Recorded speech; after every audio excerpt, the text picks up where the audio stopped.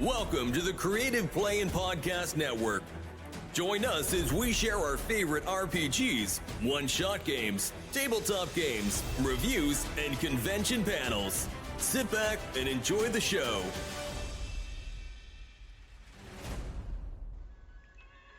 Hi, this is Kelly, aka Trixie from Ragnarok and Roll, a Scion to Ragnarok story, and to the Wimblewick from D&D Journey of the 5th Edition.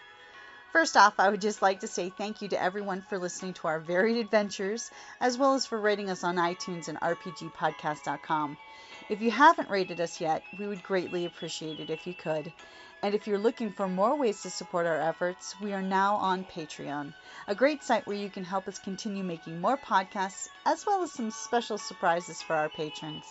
If you can, please look us up at www.patreon.com/cppn. Every little bit helps. And again, thank you for listening. Hey guys, Jim here. And Kelly. And welcome back to #RPGaDAY2024. We are 2/3 of the way through the month. Can you believe it? Where has the year gone? Whew. I know, we got September coming up right around the corner for Tucson Comic-Con too. I know, it's crazy. Calendar's going way too fast. Yes, it is. So we may have to do this one quick because I'm hearing thunder and wind outside. So before we lose our internet connection. Yes, and we're gaming later tonight, so all right. Let's hope the Spies, Lies, and Blaster Bolts crew don't have any issues due to Imperial propaganda. So for August the 20th, we have Amazing Adventure. And I'm gonna go to the angle of published adventure. So I don't know which direction you're gonna take. Your choice. I was gonna take a personal one. Would you like to go first? Sure.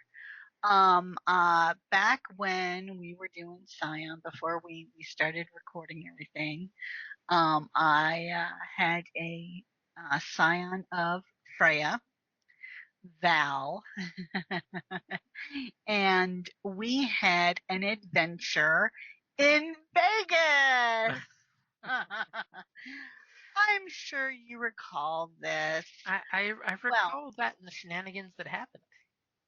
Oh yeah. Well, suffice it to say, okay, of course, my divine parent, being the goddess Freya, was known for apparently, like, I didn't know this, but she had a cloak. And so while we were in Vegas, we were summoned there by our various parental units for an adventure, and at one point we ran into a woman who couldn't remember her name, who couldn't remember anything, and we helped her. And she seemed familiar, but she wasn't, Turns out it was my mom. And I had gotten hold of her, it was Raven Cloak. And I put it on. I actually, I remember because the character decided to wear it as, Val was a bit, shall we say, risque. And her nature was libertine. So she wore it almost, she kind of rolled it up because it was made of all these feathers. So, and wore it kind of like a bolero. Like a little short little jacket kind of cover up. But well, I thought it was just really cool looking. I didn't know that it, let's just say, had some extra special skills. When we were in this hotel, and we were trying to find the bad scions, and the ones working for Titan Spawn, and the regular path that we normally take. Uh-huh. Well, there was a nurse. I'm sorry, not a nurse. There was a maid in the hotel. And so for some reason, we wanted to test out a new power that I had gotten, because we leveled up, And so I did assess health on them. Uh-huh. Well, apparently I could tell the poor thing was, had undiagnosed cancer, and I was about to tell her to, you should see a doctor. When, because I used legend, all of a Mm-hmm. sudden the cloak went into action, so to speak. And when I say went into action, I mean suddenly turned me in from a hero level to god level. Turns out I basically, by activating this cloak, took the powers of my mother. Mm-hmm. So she was just a straight up normie human currently with amnesia. And all of a sudden, I've just been handed demons power You went from hero to god. in literally the blink of an eye. So I was like, whoa, man, this is heavy duty. Uh, However, so we get back to our hotel room, and the bad science basically show up, and they kind of, first off, blind me because none of us were expecting this. We, answered the door for room service and blammo. But the thing is, they asked me for the cloak Mm-hmm. earlier, and I'm like, no, I'm keeping it. It's There were mine. some peaceful attempts to Oh decloak you. no, I'm out of no. Forgive me, I'm out of order because this was years ago. Remember, it's Uh, when you were thrown out the window you activated. exactly when I activated the actual legend because Assess Health doesn't activate legend. So I'm like, no, it's my cloak. Get your own fucking cloak. And they're like, well, we just want to borrow it for a little while. And I'm like, no, get your own cloak. And because I said no, that's when all hell broke loose and they basically attacked. First off, they blind me and they rush into the room. All of a sudden, grand melee going on in our hotel room. I'm blind. I can't do anything but do my battle shout, which, invigorates the people. And then all of a sudden, they're dragging me. Somebody is dragging me because I can't see it, but it's like the ghost uh tattoo zombie guys, the shadow things that the guy summons from his His tattoos. shinobi. Yes, his shinobi start dragging me. I'm blind, can't see a damn thing. Dragging me, and they basically, I get tossed out the window. Well, I'm falling from a very high height, and I activate a point of legend, to save my life, basically. And bam, it was when I was falling that immense godlike power, and I just go like crazy. Let's just say, I was a little angry. Okay, I was a Yeah. whole hell of a lot angry. And I had just been dumped like massive amounts of power. My friends had been hurt. I pretty much. Okay, I killed the guy who dragged me out the window. I found him, located him in a parking garage, killed the guy, stole his blades because they were relics, and I Mhm. didn't want them to fall into the hands of somebody, bad. And then I hunted down the bitch that That blinded you. basically blinded me, and let's just say I ended her. You know, I painted the town red with their blood. And then because you I was going to say, and don't forget, you incinerated the corpses so they couldn't be resurrected. Correct. I totally went vengeful God on all of them.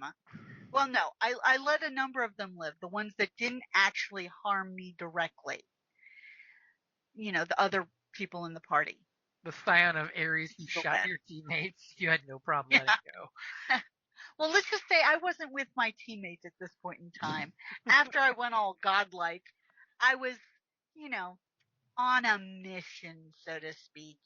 And after I cut down the guy with the shadow monsters, I killed okay, I can't remember the name.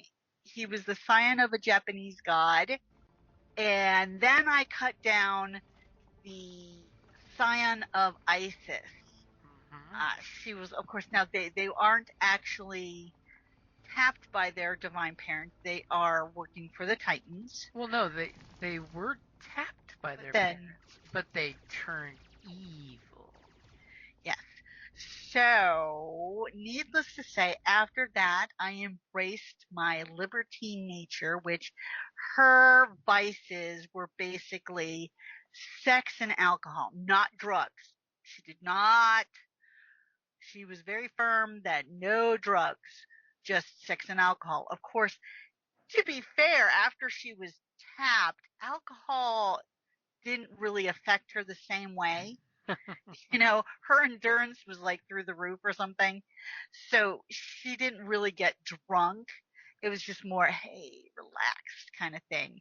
But she was very into creative expression. She was a dancer, yet she also had, but so then she goes out and parties hard. I think at like one of those rooftop nightclubs in Vegas. You took Basically, it over and empowered it. Took over the whole thing. I wound up attracting all sorts of supernatural creatures, like satyrs and nymphs or something. But yeah, this was some time ago. You definitely attracted the local satyr population to party with you. Yeah. So when my friends finally showed up, going, "What the hell happened?" I'm pretty much footloose and fancy free, I guess you could say, on a divine level, because if she had become an actual god, I mean, as you progress in power levels, that would have been the goddess of revelry. So she was being the goddess of revelry. All that power, and what does she do? She throws the biggest party in Vegas ever. Epic party. Well, needless to say, the other gods, once we've worked out this whole, I took my mom's power? What? And we restored my mom's cloak to her and her power, and, well, the other gods were none too happy with me. Apparently, it turns out, when you're a god, you can't just go along killing scions of other gods. They kind of frown upon that. Now, that was unbeknownst to me. It's not like I had been prepared for godhood. I hadn't been told the rules, whatnot, heretofore. So they had a council, basically, was what it is, with the relative gods involved. And basically decided to punish me. But they couldn't kill me because, first of all, they're not supposed to kill the scions of other gods, even though apparently that would have been the crime. I was instead, okay, she didn't know the rules. She was kind of like thrust into magnum power without consent, without knowledge, without. So they decided to do a weregilt. And I don't know if you're familiar with the weregilt, but basically it's like I owed them big time. Mm-hmm. So I basically had to pay reparations, which totally makes sense. I mean, it really does. Now, since one was the god of death, wasn't he a god of, no, was He he a was the god of god death? of life, the He was Japanese the god god of of life. life and sun. I was prohibited for killing anyone for a year, which of course I was one of the hitty hitties. And I love how Uh, you kept trying to cut that hair of what constitutes no, killing. no, I was like, how can I, it's more like, how can I help my team without breaking the weregilt? Mm-hmm. So I had to become creative, which I did, for Mm-hmm. certain things. Beautifully As long as so. I didn't kill them, that didn't mean I couldn't immobile them or put them in a position to, help my teammates. So, and then the other one was the goddess Isis, and of course she too was a life god, so to speak, fertility and whatnot. Mm-hmm. I could not drink. Her That joy was drinking. I wasn't allowed to drink or dance for a year, yep. which was utterly devastating to my character because that was what she did. I mean, not only did she do it as a profession, um, she also took great joy in it. It was both those activities were, this would also seriously compromise how much I could get back from, my, oh God, I'm totally losing the word, not my fate, my The, points back, basically, your the power. yeah, your So, willpower.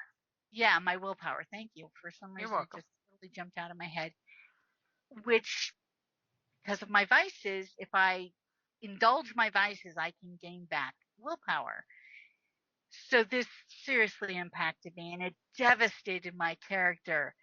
And then a certain GM dropped another bomb on me. Oh, you remember how much you were partying at the party? He rolled the die. I mean, Loki even showed up at that party. Yes, Loki did. He and I had a history. And turns out, now I had seduced a couple people, one of which was also a teammate. Couldn't help myself. I was under the influence of godhood and such. He was not happy about it. But yeah, so I had carnal relations with a few people that evening. And turns out, Jim rolled, I was pregnant. Dun dun dun So dun. yeah, fun. So that was a very, very amazing adventure, so to Well, speak. you can't Um, have sex with a fertility goddess and not somebody get knocked up. Just gonna say. and Isis didn't want to give me a specific guilt. She Mm-hmm. says that for the next year, I will call on you to do things, and you must do them. So, as you always like to have us do like interim stories and things of that nature. Mm-hmm. Um, so because we never, got to do anything in game for that one, I actually wrote up different stories of this character and those weregelts. So, since we didn't know who or the father was. Jim was going to roll. You were going to roll to see who the dad was. And I'm like, no, no, no, Yep. I'm going to make a story out of this. So I did. I crafted a story and basically I chose the father, and because I did a whole story on it, short story, Uh-huh. you said fine. And because we had to do interim ones anyways. And I chose Loki. Partially to spare poor Dan, so his character didn't have to be my baby daddy. She was stressing that. He was stressing that. I was like, no, no, don't worry, you're not the baby daddy. I made Loki the baby daddy. And then I actually also wrote a separate, longer story about helping ISIS. And not only did when I killed the scion of ISIS in the game, I took again the relic. I didn't destroy this one though, or I didn't destroy either of them. I was basically told I had to keep it until the next scion came. Until the next priestess of Isis. Yeah, until the next priestess of Isis was basically going to be tapped. And I did, I promised. So I actually wrote a story about that, about um, basically turning the because it was a necklace. It was a Mm-hmm. necklace of Isis, to the new priestess. So I wrote that one about the baby daddy, and I wrote one about the priestess, or basically protecting them, saving them, and then bestowing upon them the gift from their mom, and Yep. that type of thing. So because in games, in subsequent games, we already discussed the whole I can't kill anybody kind of thing. So Yeah. that was it. And I even also wrote up a story about the baby shower. Baby was born. Asgard was hopping that night, let me tell you. But yes, that's my amazing adventure. Okay, so for me, it's much more linear, much more contained. My favorite adventure goes back to, and it's funny because it's been reinvented over the decades, the original 1981 Advanced Dungeons and Dragons adventure Against the Giants. Because this adventure takes part in 3 parts, but goes from like level 1 to 12 for AD&D. If we all remember, back in Not play that when it first came out.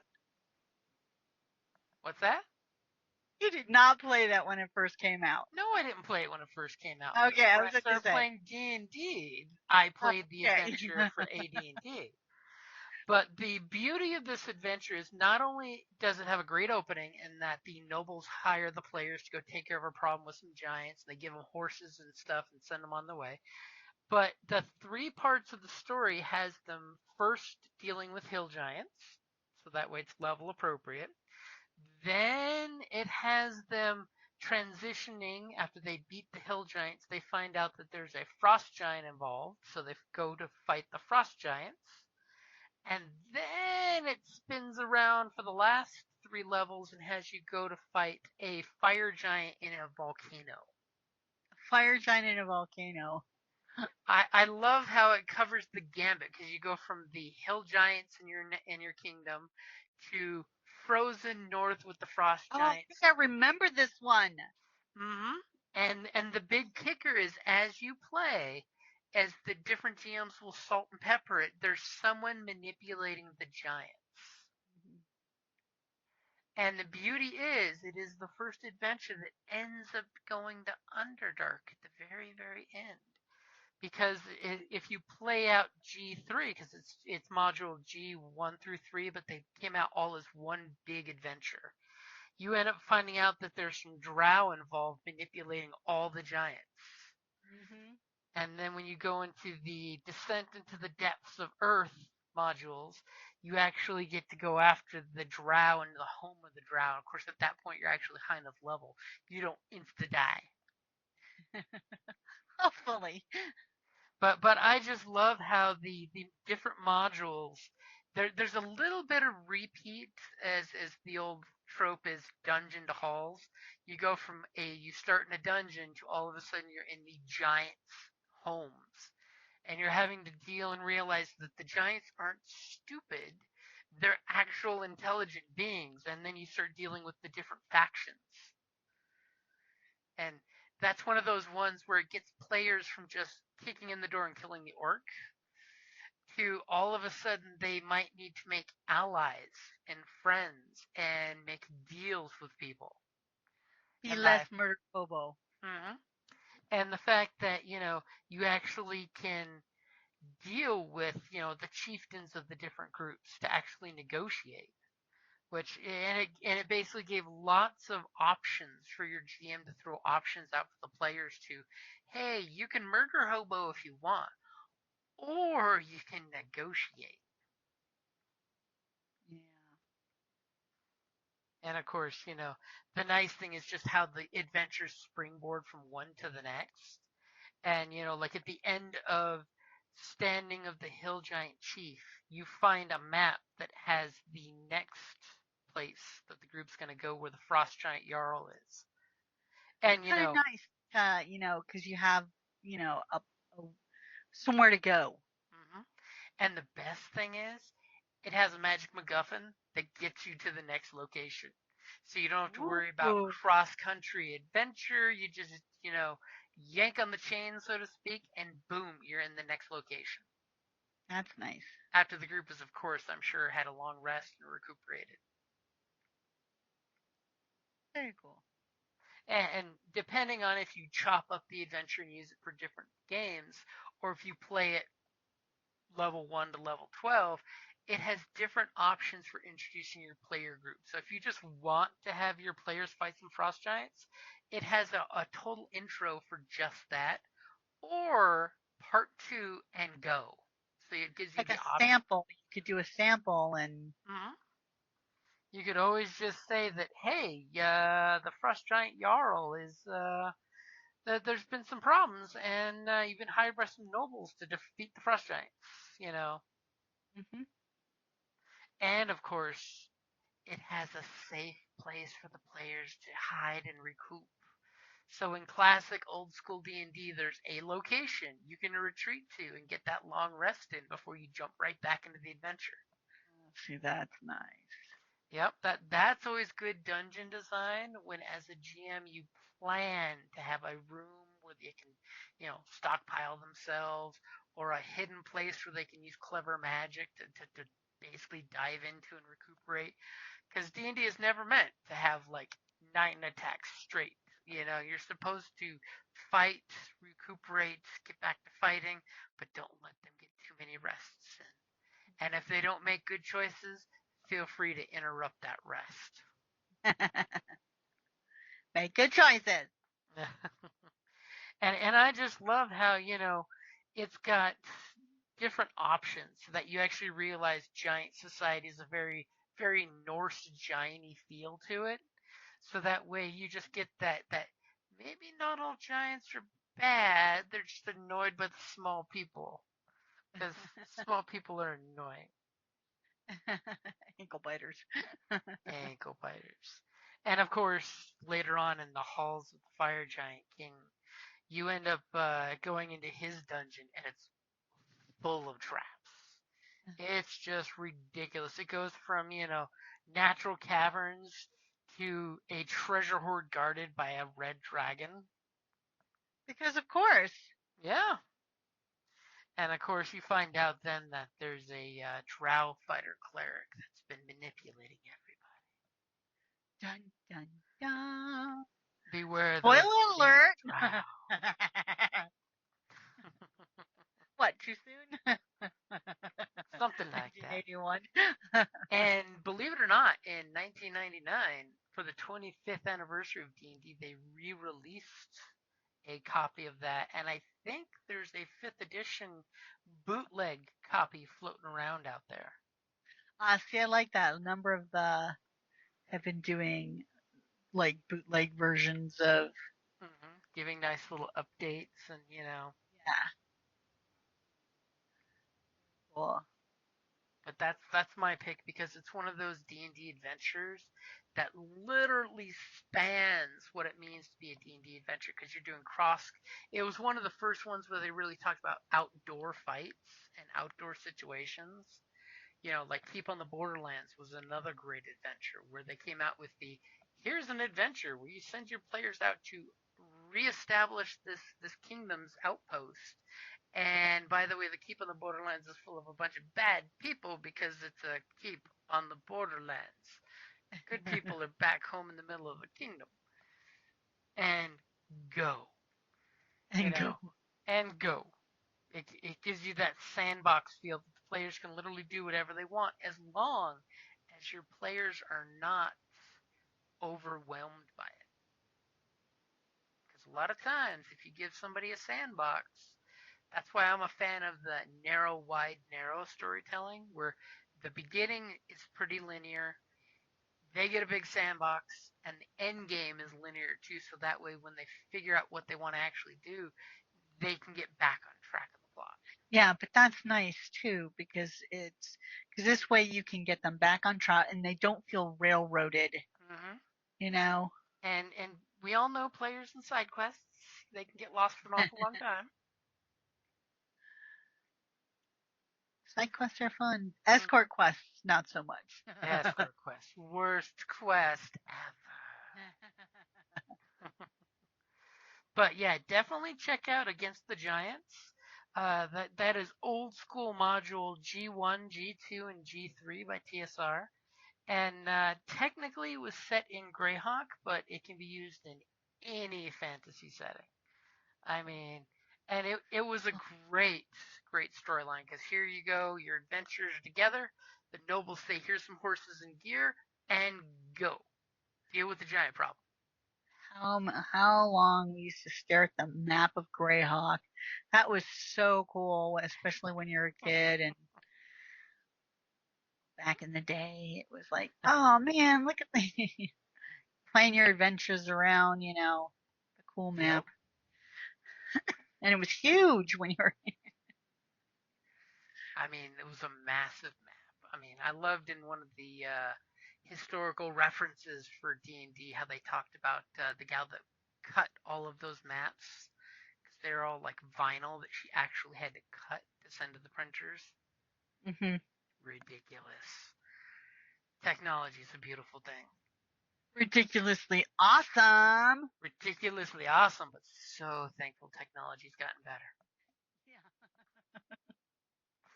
Alrighty, guys. I think that covers our adventure into adventure. And we didn't even get like crazy rain yet. No, maybe it was just, all bluster and no substance. Hopefully it blows away before we start playing Star Wars in 30 minutes. Yep. Alrighty, guys. Thank you for listening, and you have a great evening. And if you're free on Twitch in half an hour or so, we'll be streaming Spies, Lies, and Blaster Bolts. And if you ever want to catch it on the reruns, it's on the YouTube channel.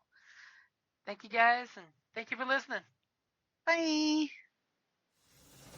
Thank you for listening to the Creative Play-In Podcast Network. If you enjoyed our show, please check out D&D Journey of the 5th Edition and Ragnarok Enroll a Scion Hero to Ragnarok Story. Also, check out our Patreon page for more content and behind-the-scenes things, as well as joining us for a one-shot game or two.